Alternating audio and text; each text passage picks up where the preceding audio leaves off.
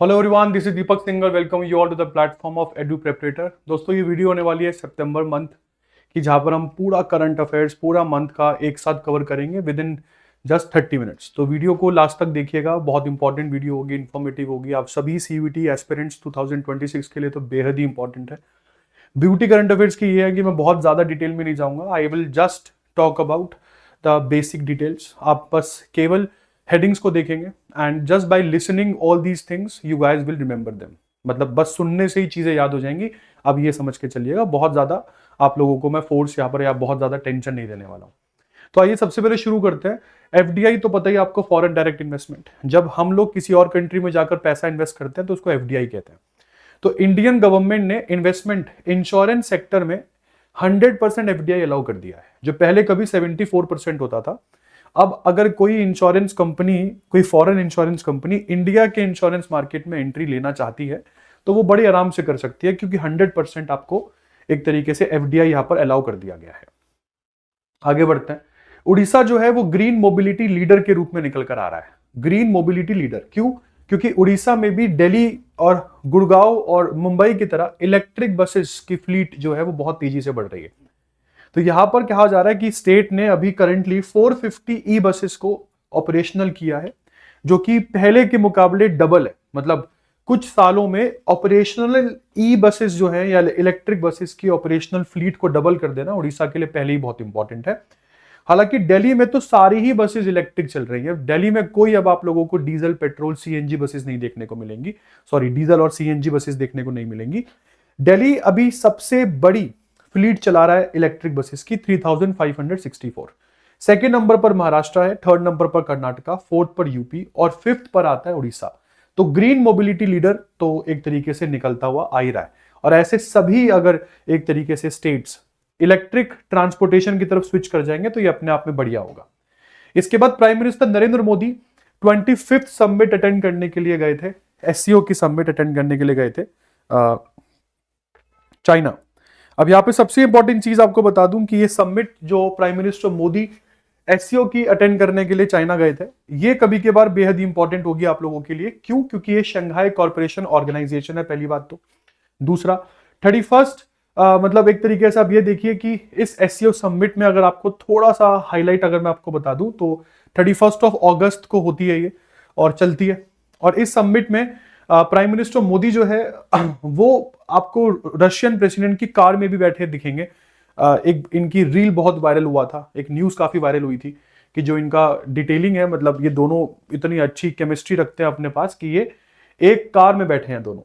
तो ये Tianjin China में चल रहा था इनका समिट। और एससीओ जो है उसका इस बार का थीम था upholding the Shanghai spirit, SCO on the move.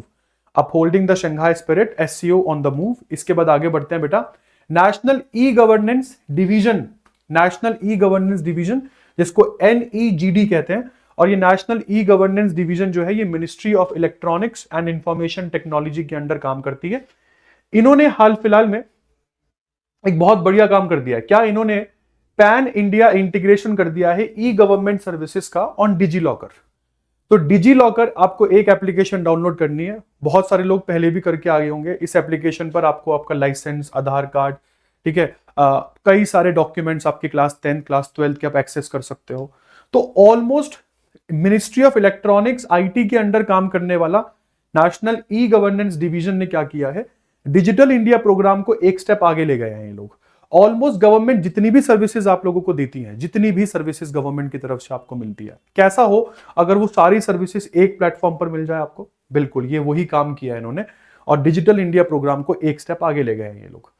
इसके बाद महाराष्ट्र जो है वो सबसे ज्यादा number of services DigiLocker पर ऑफर करता है इस समय, 254। दिल्ली गवर्नमेंट की भी 123 सर्विसेज आप लोगों को इसी प्लेटफॉर्म पर देखने को मिलेंगी। मतलब ऑल ओवर इंडिया की सभी की स्टेट गवर्नमेंट की सर्विसेज एक प्लेटफॉर्म पर देखने को मिल रही है। इसको कहते हैं पैन इंडिया इंटीग्रेशन। और यह भी पता लग गया आप लोगों को कि डिजी लॉकर मैनेज कौन करता है, national e governance division. National e governance division DigiLocker को मैनेज करती है। इसके बाद next, ministry of tribal affairs ने आदिवानी प्लेटफॉर्म लॉन्च किया है। Ministry of tribal affairs, Adivani platform क्या है? बहुत ही बेहतरीन प्लेटफॉर्म है। एआई का अच्छा यूज किया यहां पर हम लोगों ने। और यहां पर इस पूरे प्लेटफॉर्म को जनजातीय गौरव वर्ष के अंडर डेवलप किया गया है। यहां पर आप किसी भी लैंग्वेज में टाइप करो, इंग्लिश हिंदी, उस इंग्लिश हिंदी को ये लोग ट्राइबल लैंग्वेजेस में ट्रांसलेट करके आपको बताएंगे।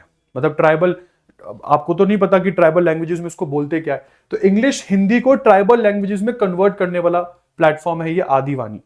ठीक है जी। इस प्लेटफॉर्म को IIT Delhi, BITS Pilani, IIT Hyderabad, IIT Naya Raipur, tribal research institutes, ये सब मिलकर इन्होंने डेवलप किया झारखंड उड़ीसा में।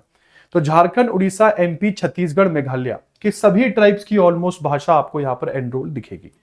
इसके बाद इंडिया का assistant high commission, India's assistant high commission to Sri Lanka और श्रीलंकन गवर्नमेंट ने मिलकर एक प्रोग्राम यहां पर होस्ट किया है श्रीलंका में, श्रीलंका के कैंडी में, कैंडी की जगह है श्रीलंका में, वहां पर प्रोग्राम का नाम है इंटरनेशनल पाली कॉन्फ्रेंस।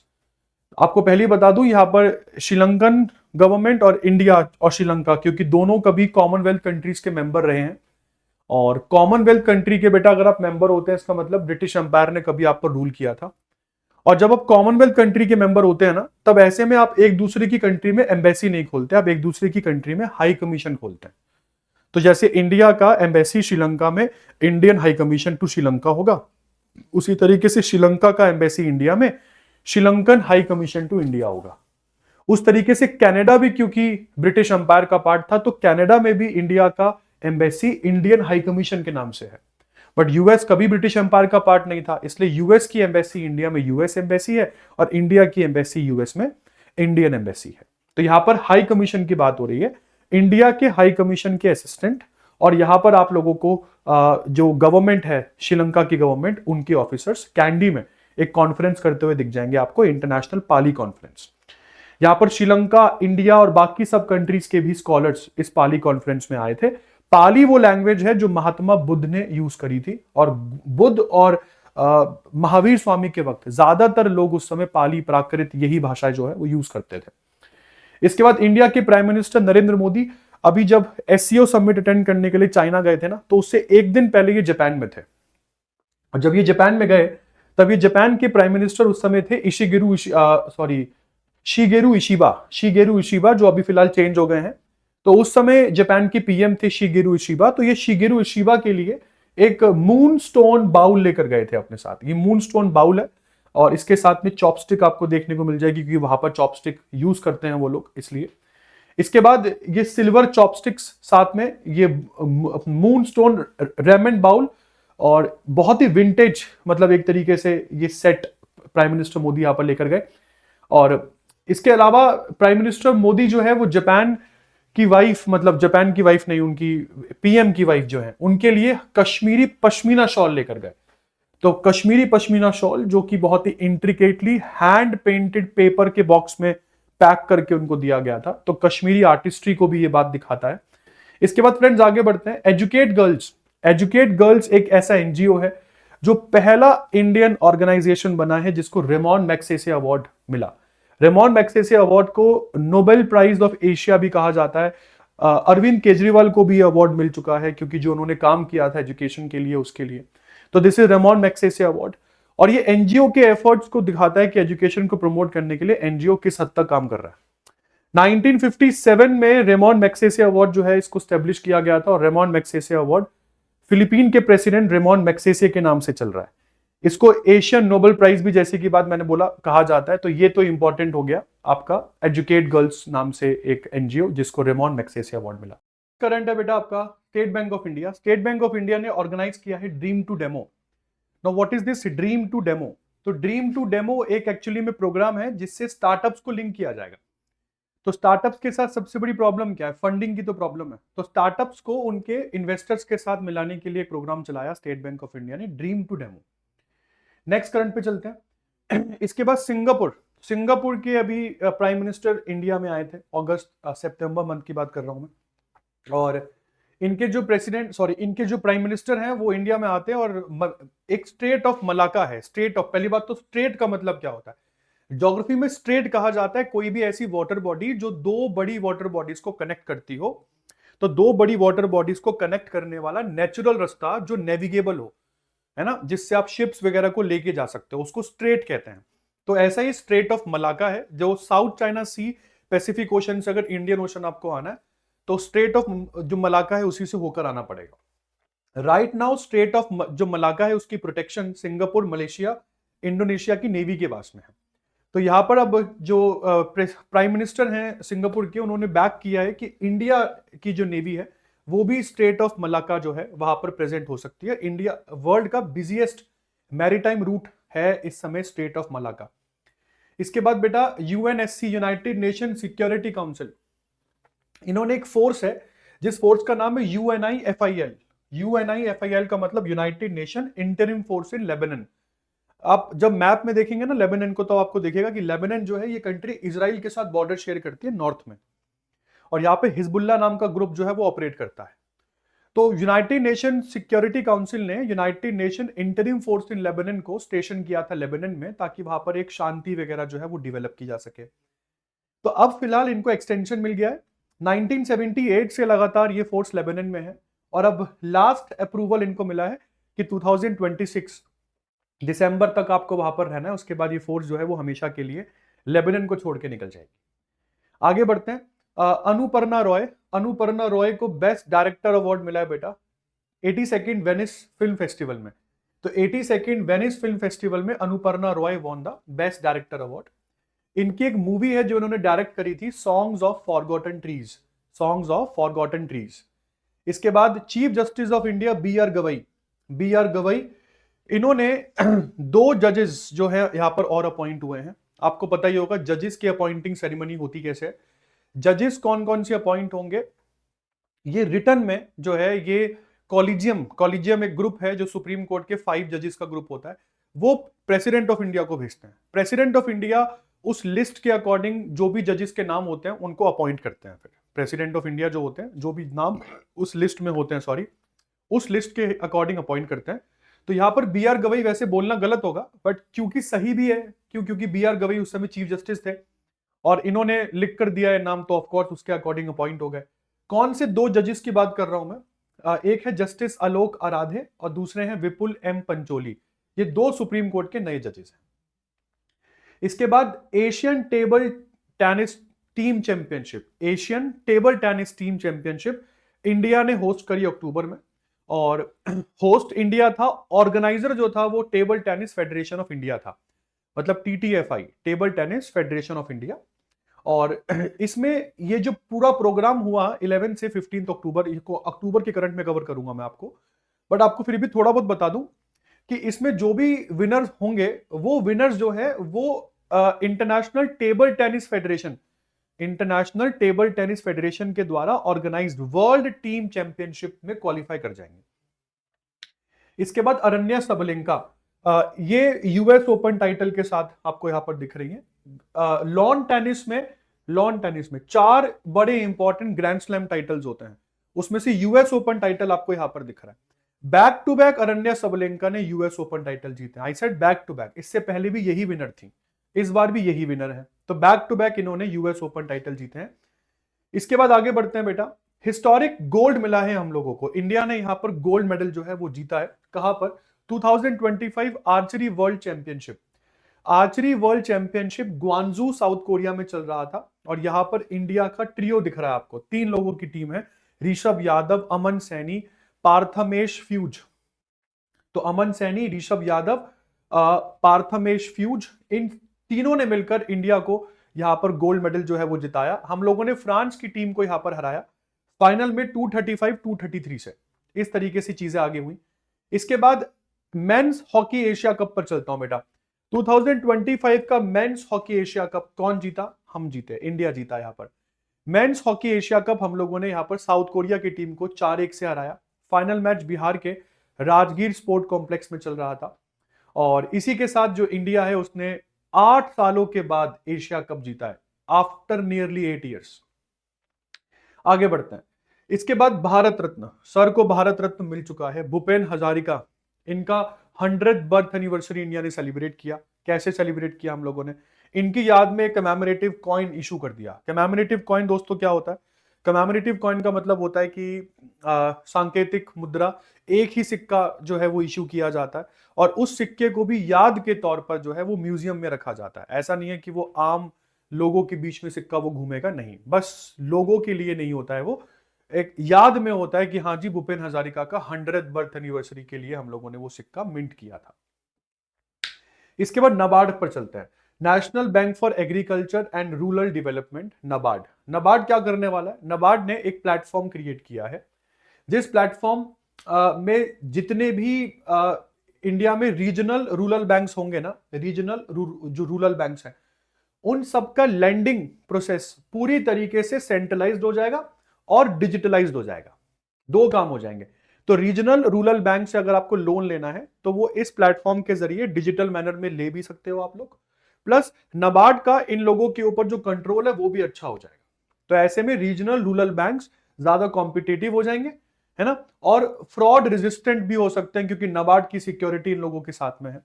हालांकि इंडिया का लॉन्ग टर्म विजन क्या है? इंडिया का लॉन्ग टर्म विजन ये है कि अभी इस समय 43 रीजनल रूरल बैंक्स इंडिया में चल रहे हैं।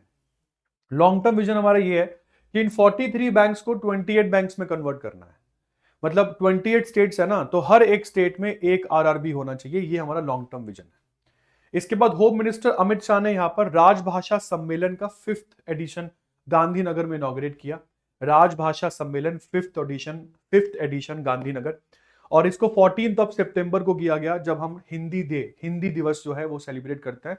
तो राजभाषा सम्मेलन इन्होंने हिंदी दिवस के तौर पर गांधीनगर, गुजरात की कैपिटल, वहां पर एक तरीके से इसको इनॉग्रेट किया। दूसरी इंपॉर्टेंट चीज सुनिए, अब हमारी इंडिया की ऑफिशियल लैंग्वेज है हिंदी। हमारी भाषा जो है हिंदी आधिकारिक भाषा है, हम लोगों की मदर टंग नहीं है वो। मदर टंग इस कंट्री की कोई भी नहीं है। Article 243 if I am not wrong, अच्छा मैं गलत हूं यहां पर, आर्टिकल 343 जो है वो राजभाषा के बारे में बात करता है। ऑफिशियल लैंग्वेज इंडिया की हिंदी होगी और हिंदी जो है वो देवनागरी स्क्रिप्ट में लिखी जाएगी, वो आर्टिकल 343 में है। इसके बाद तिरुमला हिल्स और एरामती दिबालू। तो तिरुमला हिल्स और एरामती दिबालू ये दो जगहें हैं जो यूनेस्को की टेंटेटिव लिस्ट में इंडिया ने ऐड करी है। अच्छा, भी टेंटेटिव लिस्ट क्या होती है? कोई भी जगह यूनेस्को वर्ल्ड हेरिटेज लिस्ट में ऐड होने से पहले यूनेस्को की टेंटेटिव लिस्ट में ऐड होती है, ठीक है। तो हमने इंडिया की तरफ से ये दो जगहों को टेंटेटिव लिस्ट में ऐड किया सितंबर में, तिरुमला हिल्स और इरामती दिबालू। इसके बाद आगे बढ़ते हैं बेटा, नेशनल एग्रीकल्चरल कॉन्फ्रेंस राबी अभियान 2025 स्टार्ट हुआ न्यू दिल्ली से। राबी क्रॉप्स होती हैं, आपको पता है, राबी क्रॉप्स खरीफ क्रॉप, और राबी और खरीफ के बीच में सीजन आता है जायद का। याद करने की निंजा टेक्निक, जब हमारा सीजन शुरू होता है बारिशों का, है ना, मॉनसून सीजन के स्टार्ट से खरीफ क्रॉप स्टार्ट हो जाती है, ठीक है। तो खरीफ क्रॉप्स, या मान के चलो कि जब आपका स्कूल ओपन होता है ना, फर्स्ट सेशन खरीफ क्रॉप से शुरू होता है। जब आपके मिड टर्म एग्जाम होते हैं, खरीफ क्रॉप का टाइम पीरियड ओवर, रबी का शुरू हो जाता है। और जब आपकी फाइनल्स होते हैं तो उसका रबी क्रॉप ओवर हो जाती है और नेक्स्ट सेशन तक जाने के लिए बीच में जायद सीजन आता है। इस तरीके से याद कर सकते हो। तो जो वीट है वो एक रबी क्रॉप है, राइस एक खरीफ क्रॉप है।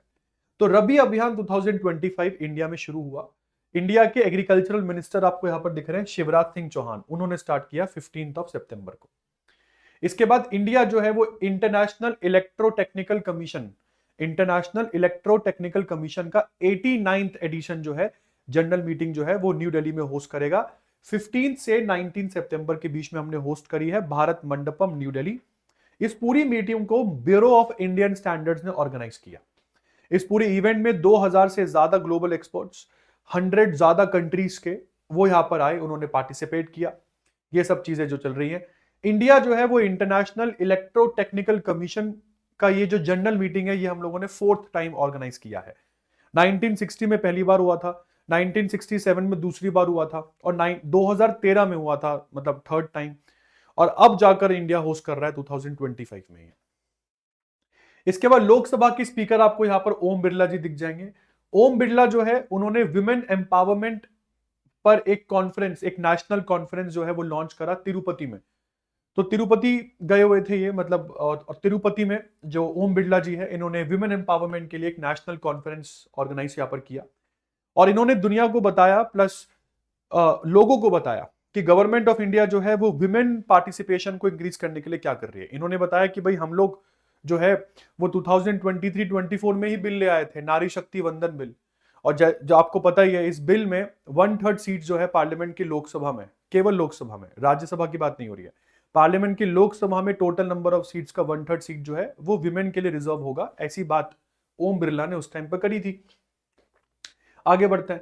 इसके बाद अनमेशा, अनमेशा इंटरनेशनल लिटरेचर फेस्टिवल। देखो भाई साहब, ये अनमेशा इंटरनेशनल लिटरेचर फेस्टिवल जो है ना, ये एशिया का सबसे बड़ा और सबसे इंक्लूसिव अंतरराष्ट्रीय साहित्य प्रोग्राम है, फेस्टिवल है, इंटरनेशनल लिटरेचर फेस्टिवल है। इस बार इंडिया के पटना में हुआ ये 25 से 28 सितंबर के बीच में होस्ट हुआ। पटना में कहां पर? सम्राट अशोक कन्वेंशन सेंटर। इसके बाद प्राइम टाइम एमी अवार्ड्स, ये भी काफी न्यूज में बने रहते हैं, प्राइम टाइम एमी अवार्ड्स। तो 77th वर्जन था इस बार प्राइम टाइम एमी अवार्ड्स का, और ये लॉस एंजलिस में ऑर्गेनाइज हुए, पिकॉक थिएटर लॉस एंजलिस में है, वहां पर ये अवार्ड जो है ये दिए गए। पूरी की पूरी सेरेमनी जो है वो लाइव सीबीएस पर चली, पूरी सेरेमनी जो है वो लाइव सीबीएस पर चली यहाँ पर। और एक एप्लीकेशन है इनकी पैरामाउंट प्लस, वहां पर आपको प्राइम टाइम एमी अवार्ड्स की सेरेमनी देखने को मिली। मेजर विनर्स पूरे इस एमी अवार्ड्स में रहे सेवरेंस जो एक ड्रामा सीरीज है, स्टूडियो जो एक कॉमेडी सीरीज है, एडोलसेंस जो एक लिमिटेड सीरीज है। तो ये मेजर विनर रहे हैं इस पूरे की पूरे प्राइम टाइम एमी अवार्ड्स के। इसके बाद बेटा इंडियन नेवी ने लॉन्च किया है यहाँ पर अपना 3rd डाइविंग सपोर्ट क्राफ्ट। अभी डाइविंग सपोर्ट क्राफ्ट क्या होता है सर? बेटा डाइविंग सपोर्ट क्राफ्ट जो होता है ना, इसको पहली बात तो डीएससी बोलते हैं। ये एक व्हीकल है, अब जैसे कि देख रहे हैं पानी में चलने वाला जहाज है, और जो डाइवर्स होते हैं, जो गोताखोर होते हैं, पानी में बहुत गहराइयों तक गोता लगाते हैं, है ना, उन लोगों को इस वेसल से सपोर्ट मिलता है। मतलब जो भी डाइवर्स को चाहिए होता है, टेक्नोलॉजी से के साथ टच चाहिए उन्हें, या कोई सपोर्ट चाहिए उन लोगों को पानी में ऊपर किसी जहाज से, तो वो सपोर्ट जो है वो ये वेसल उनको प्रोवाइड करता है। तो ये इंडिया का डीएससी डाइविंग सपोर्ट वेसल है। क्या नाम है इसका? A22। वेसल का नाम A22 है, और ये डाइविंग सपोर्ट क्राफ्ट है जो 12 सितंबर को हमने इंडक्ट किया है। ठीक है, अब यहां पर बड़ा क्वेश्चन आता है कि ये वेसल बनाया किसने है? तो ये वेसल जो है वो Titagarh rail systems limited TRSL company ने बनाया है, जो कोलकाता बेस्ड कंपनी है। ये वेसल सर मिलेगा किसको? इंडियन नेवी को मिलेगा, इंडियन कोस्ट गार्ड्स को मिलेगा। तो ये वेसल इंडियन नेवी को मिलने वाला है। इसके बाद फ्रेंड्स आगे बात करते हैं प्रीति सरन। प्रीति सरन जो है United nation committee on economic social cultural rights, United nation committee on economic social and cultural rights की नई चेयरमैन बनी है प्रीति सरन। प्रीति सरन इस कमीशन की नई चेयरमैन बनी है। इसके बाद आगे बढ़ते हैं बेटा। नेक्स्ट, गवर्नमेंट ऑफ इंडिया ने यूको बैंक को बोल दिया है कि भाई जितनी भी इंटरनेशनल पेमेंट्स होंगे ना क्रूड ऑयल की, और खास करके नयारा एनर्जी के लिए, ये नयारा एनर्जी की जो भी इंटरनेशनल पेमेंट होगी वो आप हैंडल करेंगे। अब यहां पर एक बड़ा क्वेश्चन आता है, सर क्या है ये न्यूज, समझ नहीं आ रहा। मैं आप लोगों को लेके चलता हूं, कुछ हफ्ते पहले की न्यूज थी, सितंबर से कुछ हफ्ते पहले। जो नयारा एनर्जी है ये तेल मंगाती थी रशिया से, उस ऑयल को रिफाइन किया जाता था और फिर उसको यूरोपियन कंट्रीज को बेच दिया जाता था। प्रॉब्लम इस कंपनी के साथ क्या हुई कि इस कंपनी में तकरीबन 50% के आसपास, थोड़ा सा ही कम, 50% से थोड़ा सा ही कम जो स्टेक है वो एक रशियन कंपनी का था जिसका नाम था रॉसनेफ्ट। तो 49% शेयर इस कंपनी में रॉसनेफ्ट का है। तो मतलब ये समझ लो कि इस कंपनी में 49% ओनर इस कंपनी का रॉसनेफ्ट रशिया है। और रॉसनेफ्ट रशिया की कोई प्राइवेट कंपनी नहीं है, ये कंपनी रशिया की पब्लिक कंपनी है, मतलब ये मान लो कि सरकारी कंपनी है। तो ऐसे में नयारा एनर्जी पर बैन लगा दिया यूरोपियन यूनियन ने। यूरोपियन यूनियन ने क्या बोला कि अगर ये कंपनी तेल देगी तो हम नहीं खरीदेंगे, और इस कंपनी के तेल को यूरोप में कोई नहीं खरीदेगा। तो बड़ा नुकसान था इस कंपनी का। अब नयारा एनर्जी जो है, जो भी ये तेल वगैरह इंपोर्ट करते हैं या इन, मतलब अब जाहिर सी बात है बैन लग गया इनके ऊपर, तो जो इंडियन बैंक्स इनके ट्रांजैक्शंस को हैंडल करेंगे कल को उन पर भी बैन लग सकता है ना। तो हमने बड़ा सोच समझ के यूको बैंक को चुना, क्योंकि हमें पता है कि यूको बैंक की इंटरनेशनल ब्रांचेस पहले ही बहुत कम है। अरे इंडिया में ही इस बैंक की ब्रांच पूरी नहीं पड़ती, इंडिया के बाहर तो भूल ही जाओ आप। तो अगर वेस्टर्न कंट्रीज इस बैंक पर भी सैंक्शन लगाती है तो हमें कुछ खासा फर्क नहीं पड़ने वाला। तो इंडिया ने बड़ा सोच समझ के यहां पर काम किया। इसके बाद इंटरनेशनल वैल्यू समिट 2025, ये वैल्यू समिट कहां पर है? पहली बात तो ये value summit union minister for road transport and highways Nitin Gadkari ji ने एक तरीके से ऑर्गेनाइज करी। इंडिया को एक लीडिंग हब बनाने के लिए for automobile manufacturing, green mobility, infrastructure innovation, ये सब चीजें करने के लिए इस वैल्यू समिट को ऑर्गेनाइज किया गया। इंडिया चाहता है कि विद कमिंग ईयर्स हम लोग जापान को सरपास कर दें, जापान को सरपास करके हम थर्ड लार्जेस्ट ऑटोमोबाइल मार्केट पूरी दुनिया में जो है वो बना ले। इसके बाद नेक्स्ट करंट की तरफ चलते हैं। अगला करंट आपको पीएम मोदी दिखेंगे। ये इनॉग्रेट करा इन्होंने और कई सारे डेवलपमेंटल प्रोजेक्ट्स की नींव रखी गुजरात के भावनगर में। तो एक प्रोग्राम चल रहा था समुद्र से समृद्धि की, मतलब जो समुद्र है, ओशन जो है वो ही आपको प्रॉस्पेरिटी देगा। तो समुद्र से समृद्धि इवेंट चल रहा था, उस दौरान इन्होंने गुजरात की यात्रा करी और वहां पर 34,200 करोड़ के डेवलपमेंट प्रोजेक्ट्स जो है वो इनॉग्रेट किए गए। इसके बाद फ्रेंड्स आगे बढ़ते हैं। गुजरात बहुत इंपॉर्टेंट करंट होगा। गुजरात की धौरदो विलेज गुजरात की fourth fully solar powered village बनी है गुजरात की अंडर प्राइम मिनिस्टर सूर्य घर बिजली योजना। अभी सूर्य घर बिजली योजना प्राइम मिनिस्टर मोदी की गवर्नमेंट जो है वो 2024, अगर मैं गलत नहीं हूं तो उस साल के बजट में आई थी। यहां पर सोलर पैनल्स अगर आपको खरीदने हैं तो सोलर पैनल्स को खरीदने के लिए सरकार आप लोगों की हेल्प करती है इसमें। दूसरी इंपॉर्टेंट चीज, गुजरात में धौरदो विलेज जो है ये फुल्ली सोलर पावर्ड विलेज बनी है। इससे पहले गुजरात में 3 विलेजेस और भी सोलर पावर्ड बन चुकी है, तो धौरदो जो है वो उसमें से अब 4th बन गई है। इसके बाद आगे बढ़ते हैं बेटा। इंडियन साइन लैंग्वेज डे हमने ऑर्गेनाइज किया और 23 सितंबर को हम इंडियन साइन लैंग्वेज डे जो है वो ऑर्गेनाइज करते हैं। साइन लैंग्वेज डे क्यों ऑर्गेनाइज करते हैं? डेफ कम्युनिटी के भी राइट्स होते हैं और कोई भी ह्यूमन राइट बिना डेफ कम्युनिटी के राइट्स के पूरा नहीं है ना। तो इसलिए department of empowerment of persons with disabilities and ministry of social justice and empowerment ने मिलकर इस प्रोग्राम को इंडिया में अच्छे लेवल पर होस्ट किया, डॉक्टर अंबेडकर इंटरनेशनल सेंटर जनपथ में। इसके बाद बेटा इंडिया को हिल्सा फिश का पहला कंसाइनमेंट मिला। हमने एक करंट में कवर भी किया था कि बांग्लादेश के ऊपर सैंक्शन लगा दिए इंडिया ने कि कोई भी ऐसा पोर्ट जो बांग्लादेश के साथ बॉर्डर शेयर करता है वो बांग्लादेश के साथ ट्रेड नहीं कर पाएगा। और क्योंकि वो ट्रेड नहीं कर पाएगा, ऐसे में कोई भी अगर सामान आपको बांग्लादेश से इंपोर्ट करना है तो वो सामान इंपोर्ट अब तभी करोगे जब वो पूरा की पूरा इंडिया ट्रेवल करके जाएगा। और गुजरात नहीं तो मुंबई का नेवा शेवा पोर्ट, आप वहीं से सामान मंगा सकते हो। सोचो, बांग्लादेश से कुछ मंगाना है मुझे, तो मुझे नेवा शेवा पोर्ट जाने की क्या जरूरत है भाई, मैं तो 2 मिनट में मंगा लूं। बट हम लोगों ने ये क्यों किया? ताकि बांग्लादेश के साथ इंडिया का ट्रेड जो है वो एक तरीके से डिमोरलाइज हो। हम नहीं चाहते कि बांग्लादेश के साथ ज्यादा ट्रेड करें हम। और दुर्गा पूजा आने वाली थी, इसलिए हिल्सा फिश की रिक्वायरमेंट इंडिया में ऑलरेडी बहुत ज्यादा होती है, तो भली महंगी हो क्यों ना हो, हमने फिर भी मंगाई। 1200 टन फिश का पहला कंसाइनमेंट बांग्लादेश से इंडिया पहुंचा, हिल्सा फिश। इसके बाद आईएमएफ, इंटरनेशनल मॉनिटरी फंड की चीफ है इस समय क्रिस्टलिना जॉर्जिवा। इन्होंने प्रपोज किया डेनियल कैट्स, ये व्यक्ति जो आपको दिख रहे हैं ये बने हैं first deputy director, managing director of IMF. तो आईएमएफ में पहली बार ये पोस्ट क्रिएट की गई थी डिप्यूटी एमडी की, है ना, डिप्यूटी मैनेजिंग डायरेक्टर की।